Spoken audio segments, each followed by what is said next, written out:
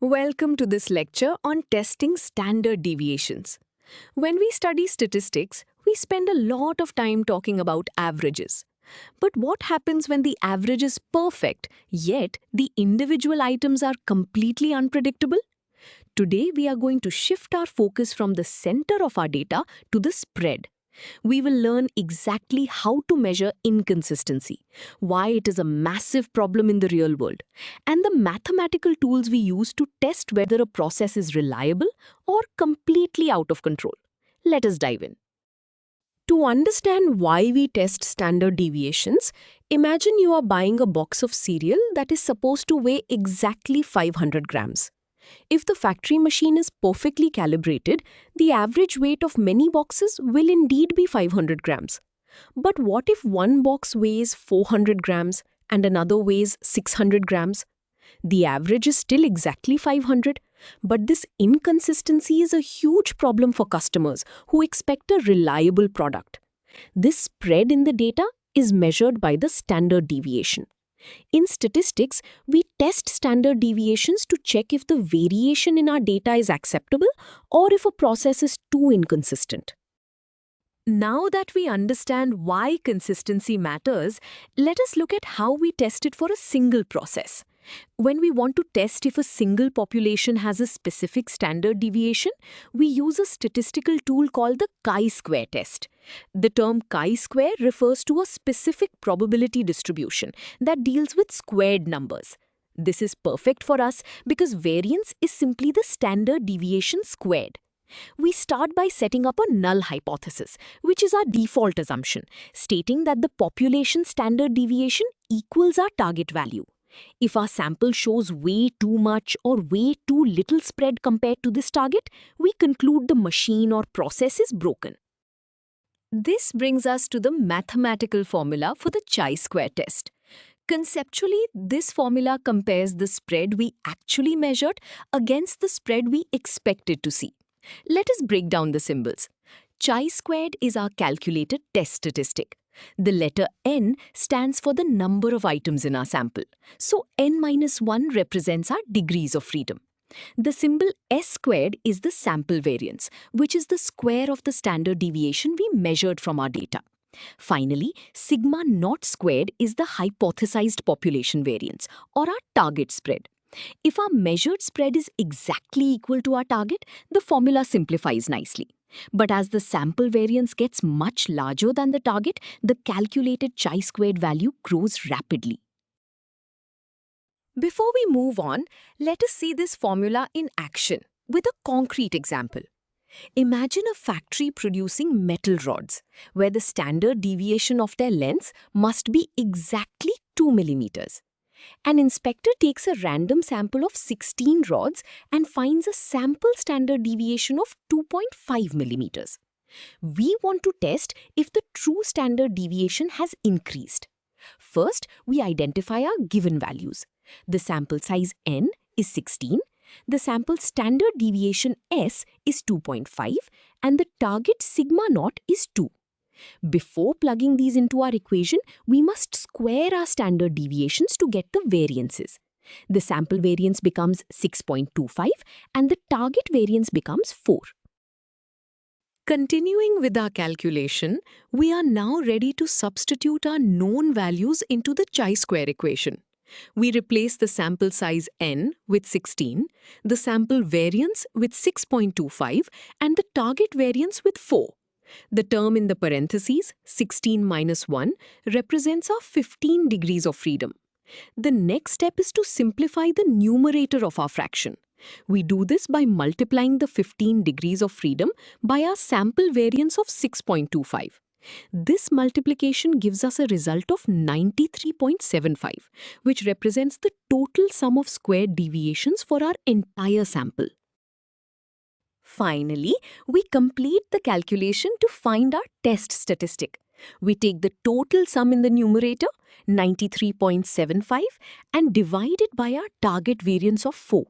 This simple division yields our final calculated chi-square test statistic of exactly 23.4375.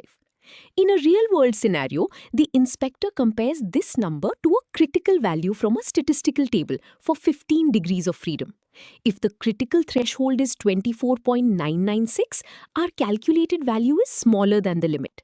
Physically, this means the evidence is not strong enough to prove the machine is broken, though it should be monitored closely. So we have seen how to test a single standard deviation against a target. This brings us to a different scenario. Sometimes we do not have a specific target standard deviation in mind. Instead, we want to compare two different processes to see if they have the same consistency, like checking if machine A is just as consistent as machine B. To do this, we use the two-sample variance test, which relies on the F distribution. Our default assumption, the null hypothesis, is that the true variances of both populations are exactly equal. We take a sample from each, calculate their variances, and simply divide one by the other. Let us look at a visual representation of why we need this test. On the screen, you see a diagram comparing two different sources, machine A and machine B. Notice that both curves are centered at the exact same average value.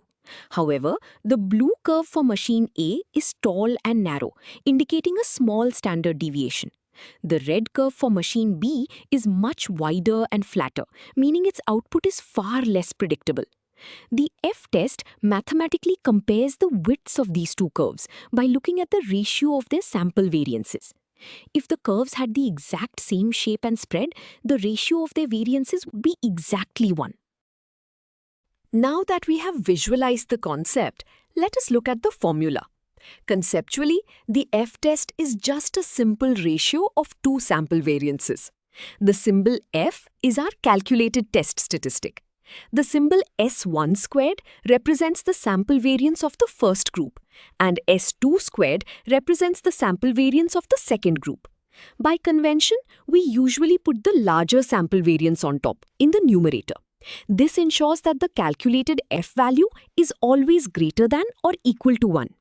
If the two sample variances are identical, the F statistic is exactly 1. As the difference between the two sample spreads increases, the F statistic becomes much larger than 1, strongly suggesting the populations have different standard deviations. Let us apply the F-test to a real-world business problem. A bakery buys flour from two different suppliers and wants to ensure consistent bag weights. They suspect supplier 1 is much less consistent than supplier 2. They weigh a sample of 10 bags from supplier 1 and find a sample standard deviation of 4 grams. A sample of 13 bags from supplier 2 gives a standard deviation of 2 grams. First, we identify our values and square the standard deviations to get the variances. For supplier 1, 4 squared gives a variance of 16. For supplier 2, 2 squared gives a variance of 4.